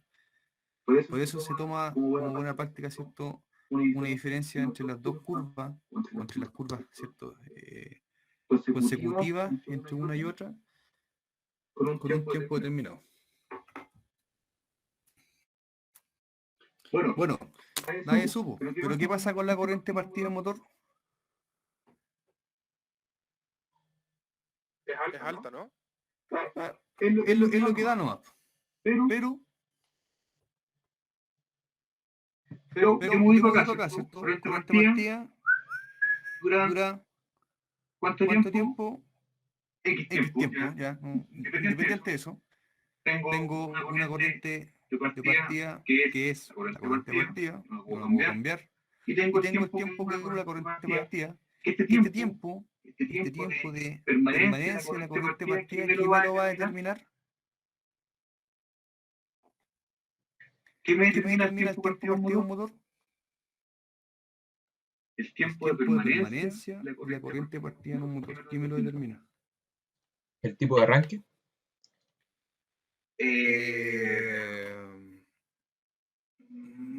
No, más o menos. Como que... No, en realidad no. ¿Qué me determina la corriente de partida? ¿Qué me determina la duración de la corriente de partida al momento de partir un motor? Hablando de partida directa. En realidad puede ser extrapolado a cualquier tipo de partida. ¿El tipo de motor? No, pero es el tipo de algo. ¿Tipo de qué puede ser? El tipo de carga. El tipo de carga. Tiene que ir con la inercia. ¿Ya? Recuerden que cuando yo energizo el motor, ¿cierto? Hablemos de un motor con partida directa, aparece mi corriente de magnetización, ¿cierto? De la corriente partida del motor. Y esa corriente permanecer, ¿cierto? Hasta que la inercia de la carga sea vencida y empiece el movimiento. ¿Ya? Es decir, va a haber un rotor bloqueado. Si esa condición se mantiene, la corriente partida va a estar ahí. Cuando yo rompo la inercia, ¿cierto? Y empiezo con el movimiento, si ustedes ven la curva de la impedancia versus la velocidad o el deslizamiento motor, se dan cuenta que va a bajar. Por tanto, la corriente partida va a ir decayendo. ¿Ya? En definitiva, el tiempo de permanencia de la corriente partida de un motor va a estar determinado por la carga, ¿ya? No así su valor, porque el valor de corriente partida siempre es el mismo, independiente si yo pongo una carga grande o una carga baja. No va a cambiar. Esas dos preguntas diferencian un buen eléctrico de un mal eléctrico. Porque hay quienes creen que la corriente partida de un motor, ¿cierto? Va a depender de la carga que tenga conectada al eje, y eso no es así. Sí, el tiempo, pero no el valor. ¿Ya? Entonces, en este caso, esa corriente partida que está acá, yo la voy a tener a un tiempo que es mayor al tiempo de protección de la curva. Por tanto, esta protección que está acá, al momento de yo dar arranque al motor, va a operar. Es decir, esto debería estar por sobre. La curva negro debería estar por arriba del punto donde está la corriente partida del motor.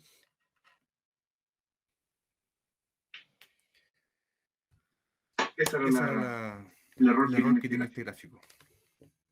Entonces, si era la otra, profe. ¿Cuál? ¿Qué respuesta diste tú? Había hecho la roja y después, claro, es que igual esto no lo vemos hace como hace un par de tiempo, entonces no me acordaba bien. La roja, claro, y después la roja es del transformador.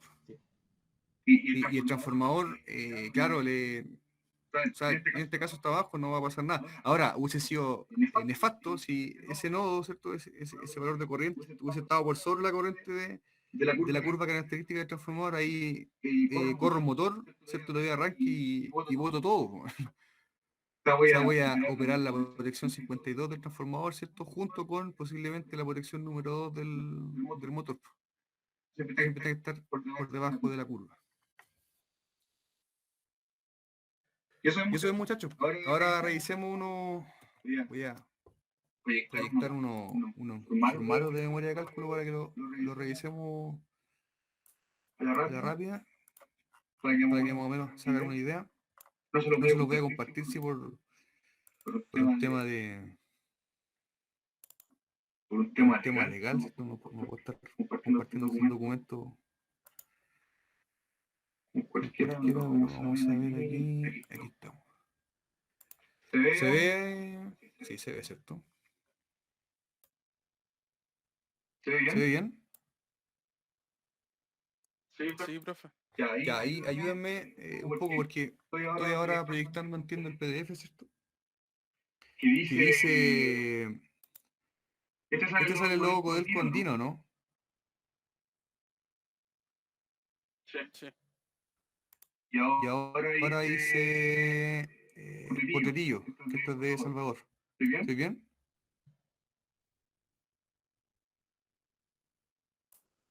Dice algo de orgullo de todos ahora. Ah, abajo dice Salvador. Ah, ya, Sí, claro, Salvador. ya. Ya, entonces, en definitiva estoy compartiendo, o sea, estoy compartiendo la pantalla con el PDF y no con el documento en específico. Eso quería saber.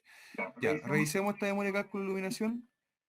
Sale hidráulica, eléctrica. Bueno, aquí hay el TAC que me preguntaba. Aquí hay un TAC, ¿cierto? Tiene que ver con alguna...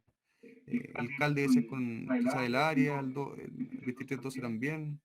Tiene que ver por la parte eléctrica, ¿cierto?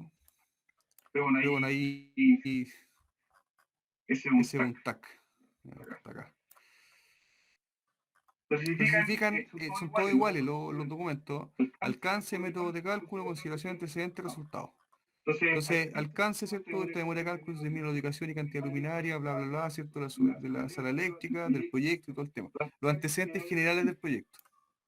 El método de cálculo se utiliza el programa ProLight, ¿cierto? En este caso no es el Dialux, ¿cierto? Versión 4.0, calcular, ¿cierto?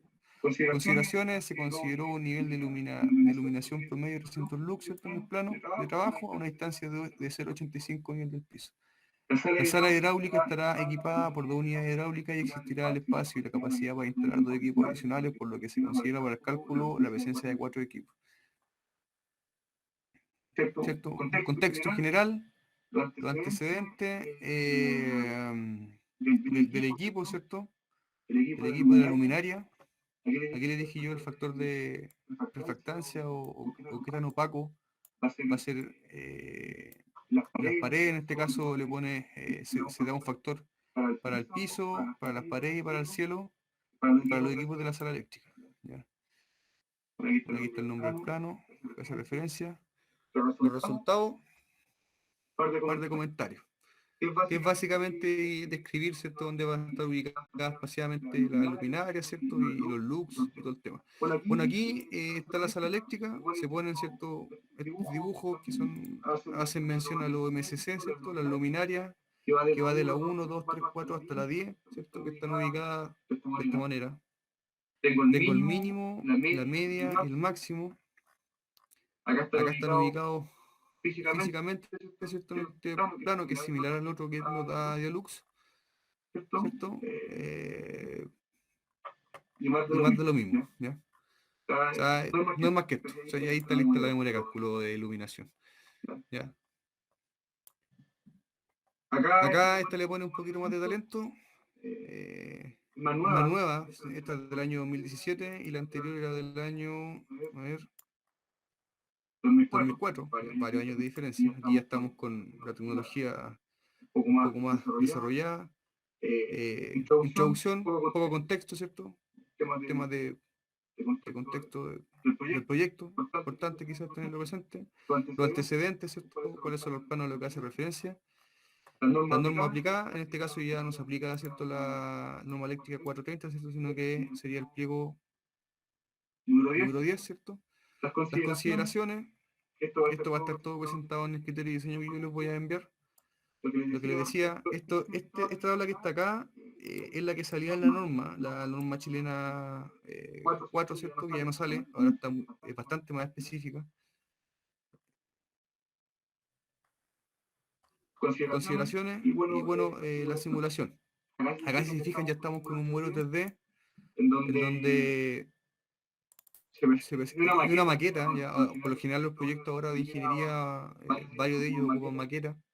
Ha cambiado bastante la tecnología de un tiempo a esta parte. y se van proyectando en verde, ¿cierto? Las luminarias que se van a definir, ¿cierto? En este caso, la escalera, ¿ya? Aquí otra vista de la escalera. En verde son las que están proyectadas, ¿cierto? Los resultados. Esta es una pasarela, ¿cierto? En verde son las que están proyectadas. A todo esto es un plano 3D, es una maqueta que uno puede navegar, ¿cierto? Y puede incluso hacer cálculos, ¿cierto? De distancia. Hay estos software importantes ahora que se están implementando, que yo no los conocía al menos, pero sí que se existen. Lo mismo acá, todas las que están verdes son luminarias proyectadas. Esto es un hidrociclón, si no me equivoco, ¿no? Que este sector torre, no tengo ni idea qué es, pero ahí está la luminaria proyectada, lo mismo acá. Idem. Los resultados. Y la luminaria, ¿ya? Que se están utilizando con sus fichas técnicas.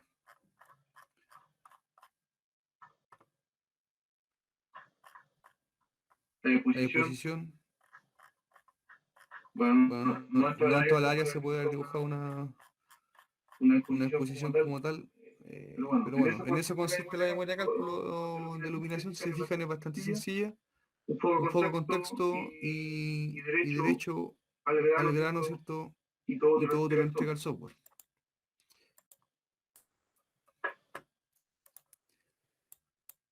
Ahora, la memoria de cálculo, esta memoria de cálculo de conductores, de ángulo, todos los comentarios, ¿cierto? Que están hechos ahí son por las revisiones que se hacen, ¿no? Pero eso no es lo importante para nosotros. Lo importante es conocer cómo el formato, lo mismo, una introducción del contexto del proyecto, ¿cierto? Los alcances, los antecedentes, cuáles son los documentos de apoyo. Acá están los criterios, dimensionamiento por capacidad, porque hay tensión y según corriente cortocircuito. Esto nosotros no lo aplicamos porque ya tenemos que estar simulando en un software, ¿cierto? Que no va al caso del curso. Una breve descripción, ¿cierto? De los métodos, los tipos de factores de corrección.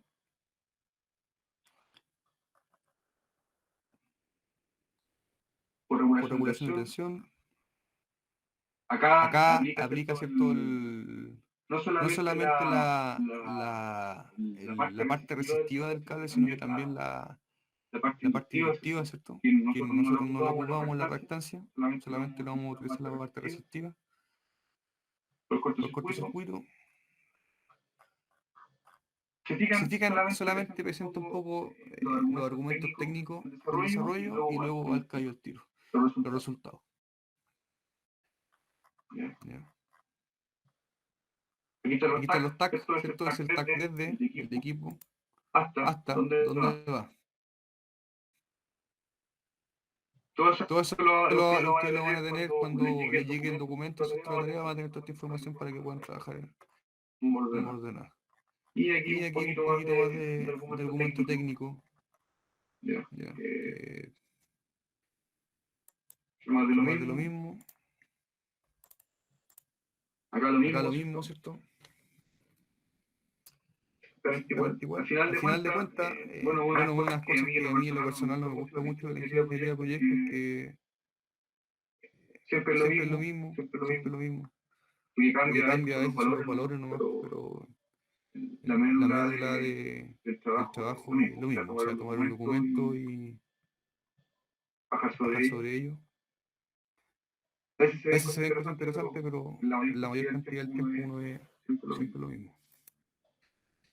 Y una memoria de ajuste de proyecciones súper ejecutiva. Bueno, un índice que ocupa gran parte del documento del índice, que el resto son introducciones, los alcances, los antecedentes utilizados, que es la información que uno tiene, ¿cierto? Los parámetros eléctricos del sistema. ¿Ya? Un lineal, los ajustes de las proyecciones, de cada una de las proyecciones que se está revisando y un esquema general, ¿cierto? Y eso es todo. Lo Lo mismo mismo acá. acá. Introducción, Introducción, los los objetivos, objetivos, contexto, contexto, contexto. los Los ajustes de la protección. Un protección. Un esquema esquema lineal. lineal. Se Se presentan las presentan las peticiones peticiones que van a estar involucradas con sus respectivos respectivos ajustes, ¿cierto? y Y después después, esto ¿cierto? el El diagrama. diagrama. El, Claramente estos documentos están presentando, presentando, ¿cierto? lo que ya Lo que ya se concluyó. concluyó. Lo Lo interesante interesante está antes de hacer el documento, o sea, hacer el estudio. Detrás de esto, ¿cierto? Hay simulación con etapas, con Exile, verificación de valores, ¿cierto? pasa Pasa por una revisión técnica por otra, después otra. Pero el documento como tal es un documento bastante ejecutivo y es súper conciso y no va al detalle, sino que va a lo necesario. ¿Ya? Si se fijan, no es más que eso. Lo Lo interesante, como les todo digo, todo lo que se hizo detrás de esto, ¿cierto? Para poder determinar los los tiempos tiempos y los de valores de ajuste, ajuste, que son los que están presentados acá. Ahí Ahí es donde entra entra lo lo interesante, interesante, ¿sabes? elaborar Elaborar el documento documento no no es más que es escribir en un Word. Así que Así que eso, muchachos, algún ¿algún comentario, comentario, pregunta, pregunta, inquietud, inquietud, observación. observación? Profe, nosotros deberíamos presentar presentar como un informe así. Claro, la idea la es idea que, es que, bueno, a diferencia del año pasado, como como este año ha estado un poco más ocupado, en curso, el año el año había pasado había un solo alumno, no no vamos a hacer hacer un trabajo muy extenso, sino que vamos a ser súper preciso y preciso y conciso. conciso. Yo les voy a Yo les abrir voy a tres abrir tres documentos, documentos, ¿ya? ¿ya? Y ustedes Y ustedes solamente tienen solamente que, tienen que, bueno, desarrollar, desarrollar, ¿cierto? ¿cierto? Con el formato adecuado adecuado cada una de las cada una de memorias las de cálculo. memorias de cálculo. Iluminación de Iluminación de conductores y de conductores y de protección. protecciones. Si no Si no aplicara aplicara a protecciones, protecciones, vamos a vamos a ver ver si si agrego agrego malla malla a tierra o, o de subestación. subestación. ¿Ya? ¿Ya? Pero las que Pero sí las o que sí sí van o a sí ir van a ir, conductor, conductor, iluminación, y de al acuerdo al ejercicio ejercicio que tengan ustedes, lo lo voy a variar entre malla a tierra, transformador, ¿cierto? O subestación, y de coordinación de protecciones. Porque, por ejemplo, para la gente que está haciendo la playa de estacionamiento CADEX, ajuste de protección no, no sé, no es muy no es muy interesante. interesante. El cálculo del Cálculo del transformador transformador, pues, o la o la tierra. malla tierra. Es Es interesante. interesante. Pero Pero ese, en eso va a consistir consistir el el último último trabajo. trabajo. Ya, Ya, ahora ahora estamos estamos bastante bastante acotados con los Yo tiempos. Yo esta semana se las voy a entregar los fines de semana para que ustedes comiencen a trabajar. Y Y el el 19 19 deberíamos deberíamos tener algún tener algún avance avance o o algo concreto concreto para para después después ya ya estar estar iterando iterando la la última última semana semana en en finalizar el finalizar el proyecto. A proyecto. A mí, mí, en en lo lo particular, particular, yo no busco que ustedes eh, no busco no que busco tengan que la mejor tengan la mejor nota ni nota ni tampoco tampoco cumplir cumplir con con los los tiempos. tiempos. Lo Lo que que me me interesa interesa es es que que aprendan. aprendan. Eso es lo que Eso es lo que yo yo estoy buscando. Por eso quiero que el que el 19 19 tengamos alguna suerte de de conversación conversación de lo que estén trabajando y las dudas que tengan, porque porque el el principal principal objetivo objetivo es que claro con claro con lo que están haciendo y aplicar puedan las aplicar normas. las normas. O sea, O sea, ninguno va a ninguno va a reprobar el reprobar ramo el ramo claramente, claramente, pero pero la la idea, idea, como les como digo, les es que digo, es que ustedes ustedes aprendan y aprendan y entiendan lo que entiendan están lo que haciendo. están haciendo. Y ahí van a Y ir ahí dos van a ir dos notas, notas, porque porque recuerden, recuerden, el el 19 19 vamos a ver una calificación, ¿cierto? ¿cierto? Que es del avance, Y después y la después otra, la otra, ¿cierto? Que es del proyecto final.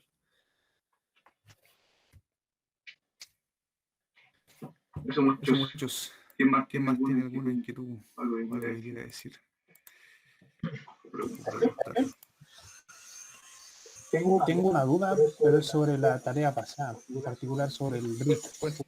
¿Puedo hacerlo? Sí, pues cuénteme, a ver. ¿Puede abrir el brick número 4? Ya, pues, a ver.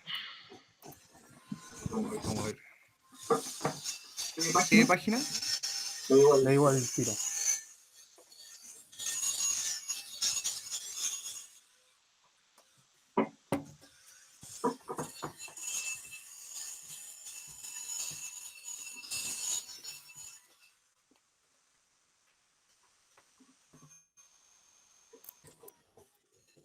Página 20.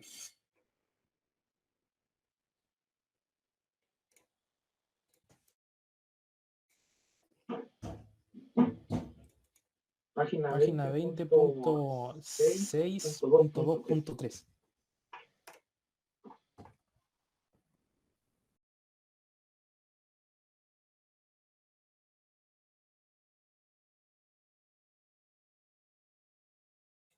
Ya, cuénteme.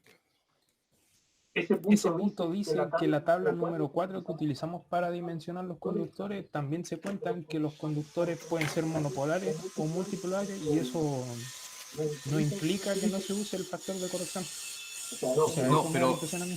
No, pero lo que está diciendo esta sección ya es que, fíjate que la tabla 4.4, ya, me está diciendo la capacidad de corriente y transporte de acuerdo a la sección del conductor. ¿Ya?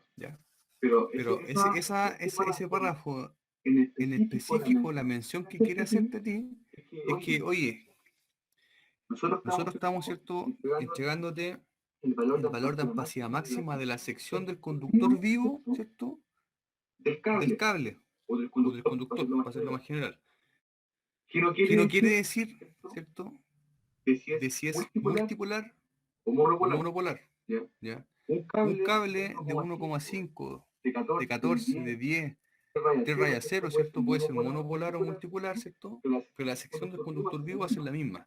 La diferencia es que si es multipolar, ¿cierto? Va a ser el cable completo, va a ser más grueso, ¿cierto? Porque va a tener 3 cables, 3 rayas 0 y quizá 1 o 2 de tierra o neutro, ¿cierto? De acuerdo sea el caso. Pero la sección del cable vivo va a ser 3,0. Y por tanto va a ser 153 la ampacidad, ¿cierto? Sin aplicar ningún factor de corrección. Eso es lo que te quiere decir la tabla y ese párrafo. ¿Ya? No, es para que tú no te confundas y digas, a ver, yo voy a buscar 3 rayas 0, ¿cierto? Multipolar, pero no es la sección del cable completo, sino que la sección del cable vivo, el que está dentro del cable multipolar. ¿Me explico, no? Sí, ¿Ya? se entiende perfectamente. Y después lo otro, ¿cierto? Lo otro es eso de harina de otro costal. Ese que tú estás indicando, eso se aplican después, ¿cierto? Dentro del proceso iterativo. Pero para que quede así como resumen claro, ¿cierto? Lo que te dice el 6.2.3 es que las secciones que están presentadas acá, con su opacidad, ¿cierto? De acuerdo al tipo de canalización que esté presentado aquí, ¿cierto? Hace mención tanto a los conductores monopolares como a los multipolares, con la salvedad de que esa sección que está ahí, en el caso de los multipolares, no se refiere al cable completo, sino que al cable vivo, ¿cierto? Que en este caso podrían ser 3, 4, 5 o 6 fases. Incluso hay cables multipolares que tienen más de 6 fases. Eso va a depender de lo que uno quisiera o lo que el proveedor te puede entregar a ti, fabricante. Profesor, Cuénteme. al usar la tabla del RIC 04 hay diferentes tipos de instalaciones, que va desde la A hasta la F, si no me equivoco. Sí. Esas instalaciones, igual los dibujos no son tan representativos. Entonces, igual como que desarrollamos la tarea, pero igual quedé con la duda de la práctica. No sé si me dicen que esa es una instalación tipo E, no sabría decir si es tipo E o tipo D, porque el dibujo es harto feo. Claro, a lo mejor no es muy asertivo la representación gráfica, pero uno ya va teniendo un poquito más de experiencia. A mí sí me hablan los dibujos, pero es porque ustedes nunca han visto los métodos, por eso leo un poco ajeno. Yo para hacerlo más fácil en el trabajo les voy a dejar de forma explícita si a uno, a dos, B2, para que no se confundan tanto en eso que es un poco trivial y que no tiene ningún valor agregado a lo que nosotros queremos hacer. Pero eso es lo que pasa. Aunque la descripción igual sirve, bastante. Me dice A1 dice hasta 3 conductores monopolares con carga instalada en ductos embutidos en paredes. Claro, uno ve ahí y dice cómo está embutido esto, pero está embutido. ¿Qué quiere decir que está embutido? ¿A todo esto? ¿A todo esto? ¿Quién me preguntó quién me hizo la pregunta? Yo, profe, Nicolás. Nico, mira, ¿qué quiere decir que está embutido? Que está, ¿cierto?, entre medio de las paredes. Entonces, después dice la 2, cable multiconductor, ¿cierto?, de 3 conductores con carga instalado en ducto embutido en pared. Por ejemplo, el E dice cable multiconductor, 3 conductores con carga instalados libremente al aire, en escalerilla, portaconductores o en canastillo, portaconductores o bandeja perforada. Veamos el E3, o sea, el método E. Claro, a lo mejor no nos dice mucho, pero el dibujo, pero para mí la descripción es suficiente, ¿eh? Para mí. Después el F dice cable monoconductor, 3 conductores con carga en contacto o en disposición plana, instalado libremente al aire, escalerillas, portaconductores. ¿Alguno vive en Santiago, no? ¿O viene a Santiago alguna vez? Yo casi Bueno, siempre voy, profe. ¿quién es? ¿Quién es Nicolás? Sí, profe. Ya, y yo y a todos, a un modo de consejo, bueno, cuando ustedes van aprendiendo cosas nuevas, a lo mejor cuando llegaron a la carrera, ¿cierto? Empezaron a mirar los postes con más detalle, ¿cierto? Después las líneas y así una infinidad de cosas que uno ve, ¿cierto?, en el día a día que antes no le toma ninguna consideración o importancia, pero después que va entendiendo los propósitos o va eligiendo nuevos conceptos, ¿cierto? Les va pareciendo entretenido. Bueno, las líneas nuevas del metro, tienen toda la canalización que está a la vista, ¿ya? Y tienen perfiles, ¿cierto?, que son horizontales, verticales. Y fíjate que si tú eventualmente, bueno, visitas bien a Santiago, date una vuelta por las líneas nuevas y te das cuenta que hay muchas cosas ahí que a simple vista pasaban desapercibidas, Profesor, pero ahora te das cuenta y lo vas a relacionar con todos los pliegos técnicos. profesor, yo casi siempre voy a la línea nueva, la 3, y bueno, ahora me llamó la atención de lo que me dice, pero esas se ven cuando uno igual se asoma por donde pasa el tren, o... No, no. Son todas las líneas de los sistemas auxiliares del metro, no del sistema de fuerza. Ah, ya. Por ejemplo, las luminarias, los paneles de distribución, las luces de emergencia.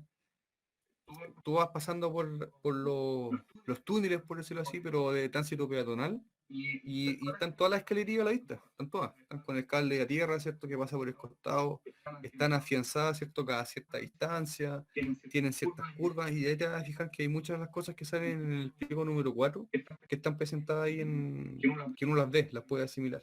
Incluso ir un poco más allá y asimilar o digerir lo que uno ve en terreno, ¿cierto?, en este simple ejercicio, te puede servir a ti como para ocurrirte cosas que de repente uno no conoce. Como ponte tú, fíjate que todas las luminarias no están conectadas directamente a la línea, sino que están conectadas por medio de un enchufe, ¿cierto?, a un enchufe hembra. ¿Por qué será así? La norma no lo dice, pero es una muy buena práctica cuando yo quiero cambiar una ampolleta, ¿cierto?, una luminaria. Yo no voy y desconecto, ¿cierto?, saco el enchufe y pongo la otra. Son cosas que a veces te sirven a ti, ¿cierto?, cuando tú eres proyectista y quieres agregarle un valor, ¿cierto?, adicional al trabajo que estás haciendo. Ese tipo de medidas son súper prácticas. Se entiende, profe. Vale, por la orientación. Así que ahí los invito al resto de los muchachos, ahí incluso hasta los mismos edificios nuevos, uno da una vuelta de repente y se ve se encuentra con cosas como las que estamos conversando ahí con Nicolás, el tipo de canalización, o preguntar dónde está el transformador de distribución del edificio, ¿cierto?, dónde están los tableros eléctricos. Y ahí ustedes pueden ir tomando una pequeña experiencia, ¿cierto?, si no la tienen ahora, como para tener una idea de cómo son las cosas en terreno. Pero en definitiva, probablemente cuando ya les entregue el trabajo, ¿cierto?, y comiencen a desarrollarlo, se van a presentar con un montón de dudas. Los invito a que conversen conmigo, ¿no?, me escriban. Espero no lo hagan a última hora, ¿cierto?, y lo vayan haciendo de forma progresiva para que vayan avanzando y aprendan que el propósito, y no cumplan por cumplir y entregar el trabajo, que está bien, a lo mejor van a aprobar el curso, pero no les va a dejar mucho. Ya, dejémoslo hasta aquí, muchachos, o Profe, alguno... tengo una Cuénteme, consulta. cuénteme. Cuando se habla de conductores multipolares, en ese caso, por ejemplo, si es de tres fases, ¿se cuentan como tres conductores para el factor de corrección o solamente como uno multipolar? No, como uno. Como uno. Ya, sea la fase que tenga. Claro. Correcto. Ya, gracias, profe. Vale.